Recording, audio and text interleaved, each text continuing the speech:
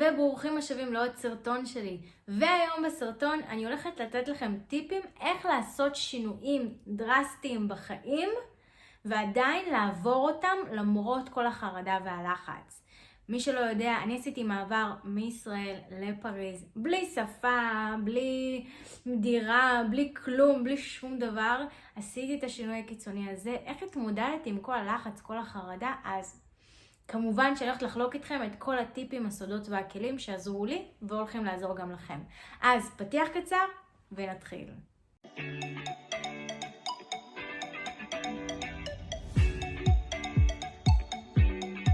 אז מי שלא יודע, אני חיה בפריז, עברתי לפריז לפני 2 בערך, בלי שפה, אני לא מדברת צרפתית, אני עכשיו מדברת ככה קצת, קומסי קומסה, סתם, הם לא אומרים פה קומסי קומסה, ככה לא להשתמש בזה, זה לא מה שהם משתמשים בו. יש לי צרפתית עכשיו אולי ברמה של ילד בן 3, שאני עדיין עובדת עליה ומנסה לשפר אותה. בלי דירה, שזה גם מלחיץ. מדינה חדשה, לא מכירה פה אף אחד, אין לי פה חברים, אין לי פה כאילו מה לבד. וכמובן שזה מאוד מאוד מלחיץ, שינוי כזה קיצוני, בעצם לעזוב הכל ולעבור למקום חדש שאין לי בו כלום. והרבה אנשים עושים שינויים ככה מאוד מאוד גדולים בחיים, מעברים מאוד גדולים. המעבר שלי אולי קיצוני, אולי המעבר שלכם, התמודדות שלכם אולי יותר קטנה, אבל זאת אומרת, איך עושים מעברים קיצוניים, איך עושים שינויים דרסטיים בחיים, ומתמודדים עם כל הלחץ שלהם, כל הפחד הזה. נגיד, אם עכשיו אני עוברת לדירה חדשה, מלחיץ, זאת אומרת, אני מכירה את הדירה שלי, אני עוברת עכשיו לדירה חדשה, הלבד הזה, הלילות הראשונים בדירה החדשה, איך אני עוברת אותם, הרעשים החדשים שיש בדירה, המיקום החדש, זאת אומרת, יש כל מיני לחצים מול הלא נודע. הרבה פעמים אנחנו בלחץ מהלא נודע הזה. אנחנו מרגישים חוסר אחיזה, זאת אומרת חוסר שליטה, כי אני לא מכיר, יש כל כך הרבה דברים שאני לא יודע ולא מכיר, ואז מתעוררים הרבה פחדים של מה יהיה, איזה פחד, וואי. אז בסרטון הזה אני רוצה לתת לכם טיפים, כלים, ממש איך לצלוח מעברים כאלה חדים לכיוון דברים חדשים ולא נודעים שאנחנו מתכננים לעשות. לכיוון השינויים האלה שאנחנו רוצים לעשות בחיים שלנו, ועולים בנו כל החששות, הלחצים והפחדים מהלא נודע. טיפ מספר 1, הכנה. לדבר עם אנשים שכבר נמצאים שם, אנשים שכבר עשו את זה, לחקור את השטח כמה שיותר. לפני שאני עברתי לפריז, נכנסתי לקבוצות פייסבוק של ישראלים בפריז, ישראליות בפריז, ישראלים בצרפת, ישראלים בפריז באנגלית, בעברית. חיפשתי את כל הקבוצות האלה, נכנסתי לכולן, קראתי את הפוסטים, עקבתי, ראיתי, שאלתי שאלות, זאת אומרת, הכנתי את הקרקע, לדעת לקראת מה אני באה, מה יהיו הקשיים, מה יהיו הבעיות, ממה צריך להיזהר, איך כדאי להתכונן, מה כדאי להביא. זאת אומרת, אספתי כמה שיותר מידע כדי לבוא כמה שיותר מוכנה לזה. אם אתם הולכים להתחיל ללמוד באוניברסיטה מסוימת, ואתם הולכים גם לעבור לגור בעיר הזו, ואתם צריכים לחפש דירה בעיר הזו, אז אתם יכולים להיכנס לקבוצת פייסבוק של האוניברסיטה, לקבוצות פייסבוק של אנשים שגרים באזור הזה, ולשאול שם שאלות. איך הלימודים? איך מצאתם דירה? איך האזור? איך אתם מגיעים לאוניברסיטה?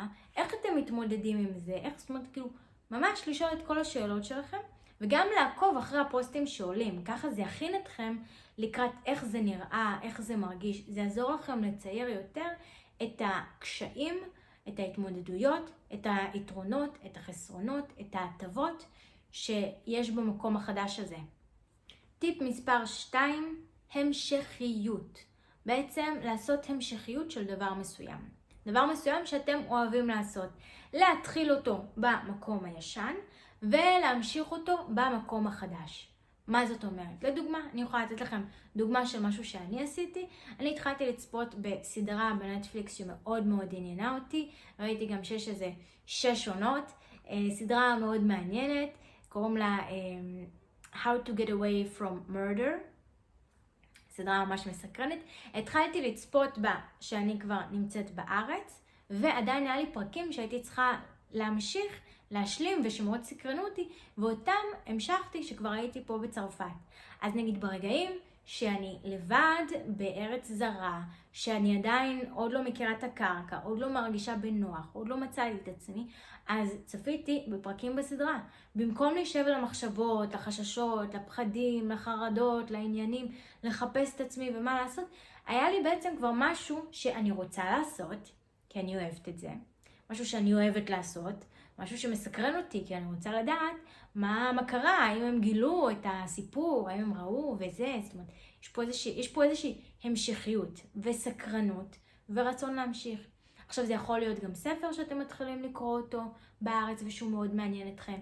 זה יכול להיות נגיד אם אתם אוהבים לצייר, אז להתחיל לצייר כבר נגיד במקום הישן, ואז אתם ממשיכים את הציור במקום החדש.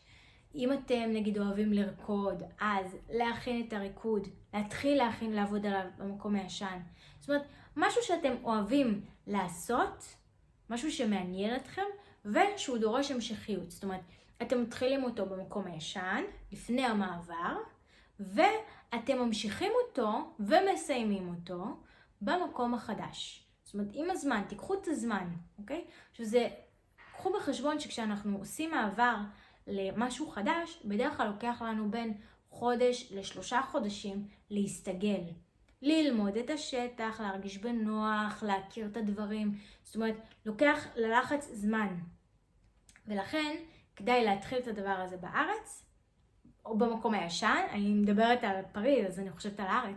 זאת אומרת, להתחיל את זה במקום הישן, וברגע שעושים את המעבר, להמשיך את זה לפחות מינימום, זאת אומרת שיהיה את החודש במקום החדש.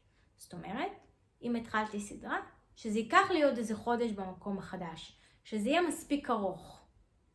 וטיפ מספר 3 ואחרון, זה לדמיין איך זה הולך להיות. ולדמיין את כל הדברים שאתם רוצים לעשות שם. למה אתם בוחרים בזה? הרי בחרתם בזה מסיבה מסוימת. זה מרגש אתכם. מה מרגש אתכם? מה אתם רוצים? מה אתם חולמים? אני יכולה להגיד דוגמה עליי, על המעבר לפריז. דמיינתי את עצמי מטיילת בלובר ובמונמרט, ורואה את כל האדריכלות, והולכת ושותה יין בבית קפה פריזאי, ומטיילת לי, ורואה את כל הנופים היפים האלה של פריז. זה מה שאני דמיינתי כל הזמן, והזכרתי לעצמי כל הזמן. אז ככה שגם כשעלו החששות והחרדות והפחדים וזה, כי עוד פעם, זה צעד מאוד גדול, זה צעד שהוא מלחיץ, וזה בסדר להיות בלחץ. אז גם כשעלו התחושות האלה, הזכרתי לעצמי למה אני עושה את זה, מה הרצון שלי, מה מרגש אותי, מה משמח אותי, מה כיף לי בתוך זה, מה אני רוצה מתוך זה, ודמיינתי את עצמי שם, דמיינתי את עצמי עושה את זה. אז ככה נגיד אם אתם הולכים לאוניברסיטה, לזכור, למה אני הולך לאוניברסיטה הזו? למה אני הולך ולומד את המקצוע הזה? מה אני רוצה לעשות איתו? מה אני רוצה אחרי זה להיות? נגיד, אני הולך לומד פסיכולוגיה, כי אחר כך אני רוצה להיות פסיכולוג ולעזור להרבה אנשים. וואו, מדהים! אז תדמיין את זה, איך אחרי זה אתה עוזר לאנשים, כי זה מה שאתה רוצה באמת. הלימודים הם מעניינים, אבל הם לא העיקר. העיקר הוא המקום של לעזור לאנשים, אז תדמיין איך אתה אחרי זה עוזר לאנשים בזכות זה. או אם תגיד לי, אני רוצה ללמוד סטארט-אפ, אני רוצה לפתוח סטארט-אפ ואני רוצה ללמוד תכנות כדי לפתח את הסטארט-אפ. מעולה, דמיין את זה. דמיין את הדברים שאתה רוצה. למה בחרת לעשות את הדבר הזה? הרי בחרת בזה מסיבה מסוימת. יש את היתרונות של הסיבה הזו. אל תשקע יותר מדי בחסרונות, כי חסרונות תמיד צפים, זאת אומרת הפחדים, החששות, הלחצים, שזה צף, אתה חייב להזכיר לעצמך באופן מודע למה אתה עושה את זה. עוד דרך לעשות את זה, זה נגיד להכין לוח חזון. זאת אומרת, לקחת תמונות של הדברים האלה שאתה רוצה, שבגללם בחרת את זה, ולשים את התמונות האלה מולך. אם זה הדוגמה עם הפסיכולוג נגיד, אז זה תמונה של פסיכולוג יושב ועוזר לאנשים. תמונה של קליניקה, זאת אומרת, דברים שמזכירים לך למה אתה עושה את הדבר הזה. וזה יעזור לך להרגיע את החששות ואת הפחדים ואת הלחצים, שבדרך כלל השיא שלהם זה לפני שעושים את המעבר. כשעושים את המעבר זה כבר זהו, עכשיו נשאר רק להתמודד. אין יותר מדי. אבל לפני המעבר יש את כל החששות ואת הפחדים, בגלל שאתה נמצא עדיין בלא נודע. ברגע שאתה כבר נמצא בנודע, אז נשאר לך רק להתמודד. את כל הטיפים והכלים האלה אתם לא חייבים ליישם רק ברגע שאתם עושים שינוי קיצוני, נגיד מעבר עיר או כניסה ללימודים ואתם בלחץ מזה. זה גם יכול להיות כל דבר שהוא בעצם שינוי, שהוא יציאה מאזור הנוחות, שהוא יציאה מהשגרה, והוא מכניס לכם לחץ או חששות או פחדים. זה יכול להיות אפילו אם אתם נוסעים לשבוע לחול ויש לכם חרדה ולחץ מזה. כי כמובן שלנסוע לחול זה לא אזור הנוחות שלכם, זה לא השגרה שלכם, זה משהו שהוא שונה, שהוא חדש, שהוא יציאה מהשגרה ומהנוחות. וכמובן שהוא טומן בתוכו את כל ההרפתקאות והריגוש של לצאת לחופשה. אם זה מכניס אתכם לאיזשהו לחץ, חרדה, פחד כלשהו, קחו את הטיפים האלה ותאמצו אותם. זאת אומרת, תעשו הכנה של השטח לפני, לדעת לקראת מה אתם הולכים, איך זה הולך להיות. תדמיינו איך זה ייראה, תדמיינו את הכיף שאתם תעשו.